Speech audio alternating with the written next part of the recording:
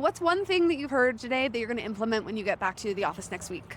I'm most excited about Copilot, reporting capabilities, and being able to add Prophix add-in to Excel and PowerPoint. We had a really good session yesterday about building dashboards, so right away we'll be building some dashboards to help our users out. I'm most excited about AI, the additional power and speed. AI can really change the way we see finance and make the life of finance people easier. Board decks, board reports, monthly CFO updates, that kind of content I think we can hand off to AI and get us working on some of the higher value tasks. When I get back, I think the thing that I'm most excited about is just to talk more about AI, the agents, and the potential to upgrade to FP&A Plus. It's like a 4-hour process to finish closing the books. On the planning agent can condense it down to like 15 to 20 minutes. So that's what we're most excited about. I'm excited for everything to be automated with processes, learning KPIs, and understanding variance analysis. Also incorporating different models like the DPM. That'll be a really big change for us. I've been texting my boss nonstop watching the presentations, but it is definitely around the Copilot AI piece and getting us to move to Plus so we can access that.